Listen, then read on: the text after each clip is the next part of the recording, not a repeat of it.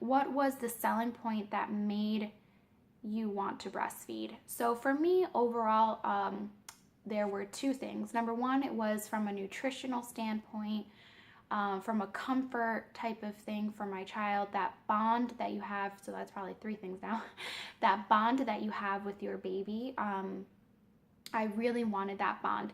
Before I had my son, I was really like into that whole bond experience with your child. So breastfeeding, skin on skin, that kind of thing was so important to me. So that was why I wanted to breastfeed. And another reason too is that formula is expensive. I'm just going to be really honest, is that formula is expensive, and I figured I could save some money too by breastfeeding. So, but the first points were way more important to me than the second one. Okay, so the next question is, why is breastfeeding so important to you? So I think I kind of just covered that, but basically it's important to me for those other reasons. Is comfort. I love that it comforts my child, because even to today when he gets hurt or something, or if we're in a different environment, he likes to breastfeed, and it's comforting for him, because as soon as he's done breastfeeding, he feels so much better. I can see the look on his face and his demeanor and how he acts. He feels comforted by breastfeeding.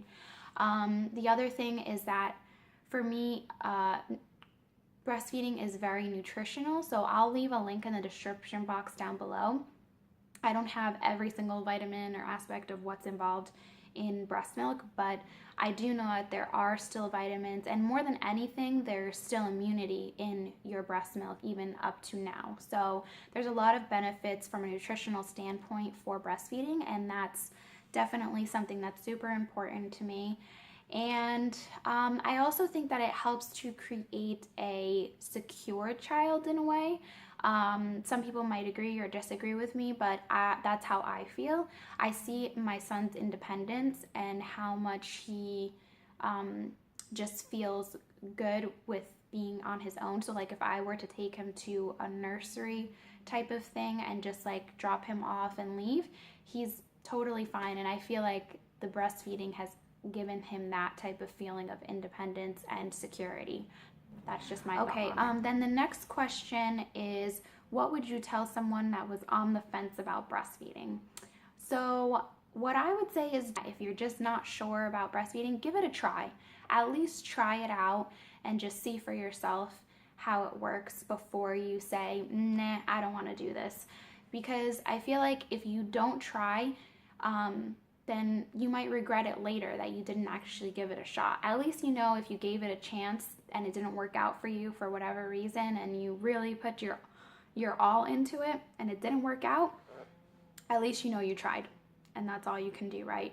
So that's what I would say, is just give it a try, do your research on it, on how it works, be the most prepared that you can be, get that pump that you're gonna need, maybe get one of those nipple guards. I got like a nipple cream before my son was born, because I knew that there was a lot of talk about cracked nipples and that kind of thing. So just definitely look into it, and also have a few things handy, like a lactation consultant, know which one that you're thinking of going to. Find a breastfeeding support group in your area. A lot of times the hospital has one, mine did. And also try to talk to other breastfeeding moms out there. Just be the most prepared that you can be to hopefully have a successful breastfeeding experience. Okay, then the last thing that I have here is, what do you tell people that shame you for breastfeeding? I have been so blessed that I don't really get shaming comments or like, you know, any type of negativity in specific from people outside, like people that I don't know.